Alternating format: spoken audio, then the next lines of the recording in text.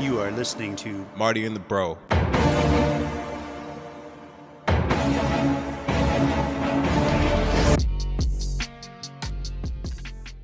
There's no lifelines. It's just hard in jail, right? You know what I'm saying? Like there's, and also mind you, in county jail, anybody that really has been down knows, man. I wouldn't wish sitting in county on nobody, man. Like it's sometimes, a lot of times, worse than going to prison, because in prison you can go outside. You have a rec yard, you know what I'm saying? I don't know how 701 San Jacinto is now, but back when I was locked up, there was none of that going out. You can't go. You're in the middle of downtown, Houston. There's no going outside. You have no sunlight. I didn't feel sun on my skin for 2 years. You know what I'm saying? There's no going outside in there. You're just sitting in a cell, in a tank, should I say, with 42 other people. Because I never made it to a place with single man cells. I think they had single man cells, but I never made it to a tank with that. Like it was all bunk beds. It's like, it was all just bunk beds, open, big open space. And like I said, and it makes you.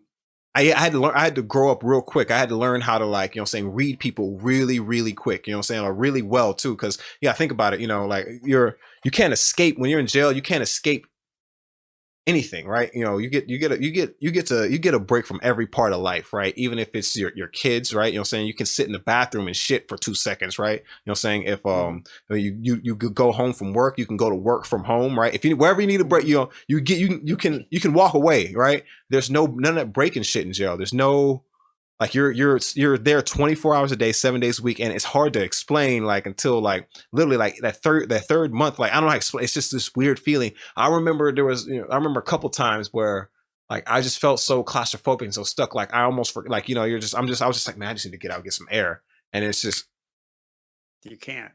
Yeah. It was just that moment, like, you know what I mean? Just a moment where you're just like, I just need a second to breathe. I was just like, I can't do that.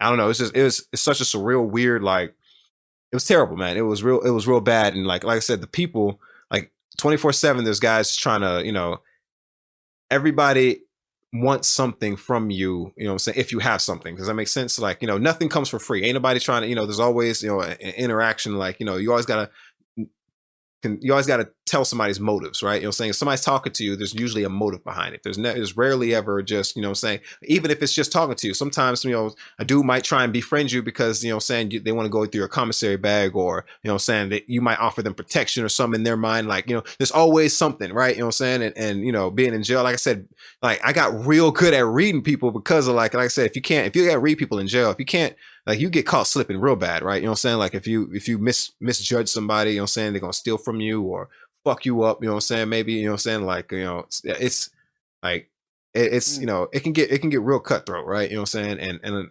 like I said, and even beyond just getting cutthroat, like I said, a lot of it is just being around people, not being able to escape people.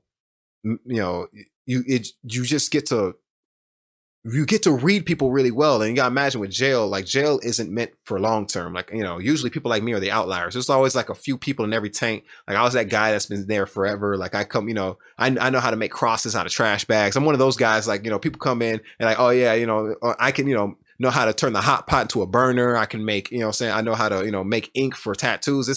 My first tat I ever got, this one on my arm. I got this in jail. This is when I was talking about the loot.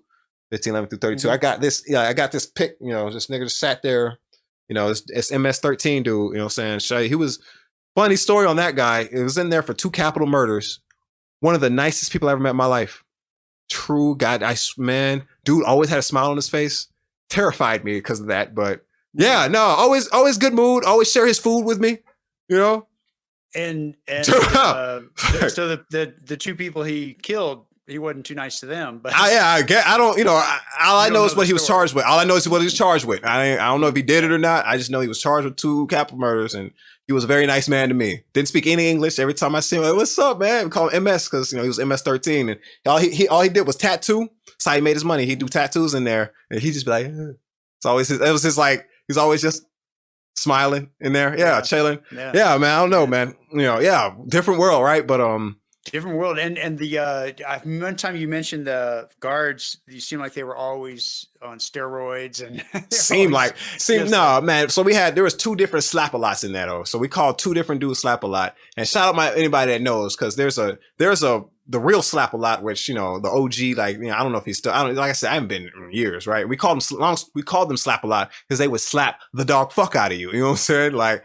and it was kind of their favorite thing to do. And like, they were obviously roided up. Like, you could see them come in the morning. White boys, their like arms are like pink from here, like from all the pumping and shit. And they walking in, can't even wipe their own ass. They just walking in like this, you know what I'm saying?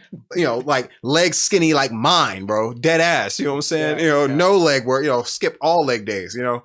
That's how they were all, you know, built, especially the white boys. That's how they were all built, man. And so they just come in, they roided out by bullying the inmates because they will fuck you up.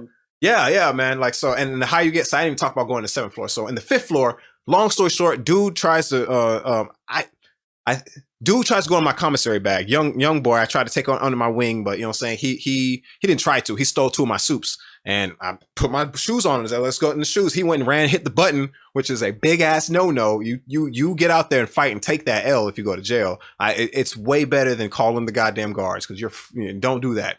Don't call the guards, bro. Don't call the guards. You're more than likely you're not gonna die. And a lot of times they ain't gonna let you die in that hole. We all in this hole. We ain't trying to catch no new cases, bro. You know what I'm saying?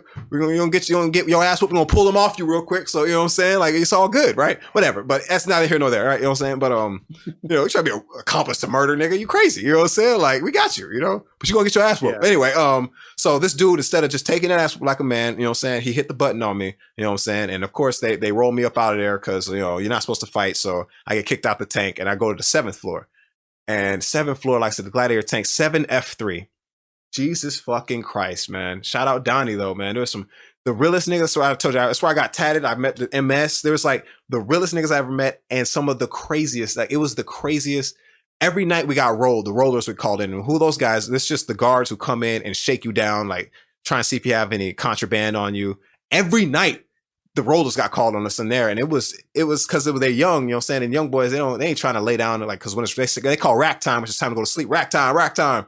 Supposed to go lay the fuck down, or they're gonna call the rollers in there. And rollers gonna come pull us up out of there, make us all strip down to our fucking boxers. You know what I'm saying? Like, it's humiliating. It's fucking terrible. I hate it. I hated getting rolled. You know what I'm saying? But in 7th floor, we got rolled every day. They come in, make us shake down our shit, and you can't really do anything. You get rolled because they search the whole place and take all contraband. You can't have tattoo ink in jail. They're gonna take all that shit, and you know, it just fucks up the money. It fucks up the flow in the tank. You know what I'm saying? When we get rolled, so you can't really get nothing moving. You know what I'm saying? So it was terrible, man. Like, the little bit of, you know, kind of trying to get a little bit of a break in the tank from, you know, being locked up. You can't get any of that going, right? Like, even the hot pots, like, because the hot pots, they're like, long story, like, they're what you use to make food warm, but they only get lukewarm. You know what I'm saying? Like, you can, you know, like people in jail are genius. Like, dude taught me how to, like, rewire them so that they actually boil, make boiling hot water so you can actually really cook something, right? And that's contraband, though. You can't do that. You're not supposed to do that. It's supposed to just only get how it comes, that lukewarm ass bullshit. You know, if you make it a boiler, they consider it contraband and they take it from you, get in trouble, you get LOP, which is loss of privileges. Like, it was just, you know, like I say, it was degrading, humiliating. It was terrible. You know what I'm saying? Just being in jail. And I was like, fuck this. I ain't never coming back. You know what I'm saying? Me personally, I was like, I ain't.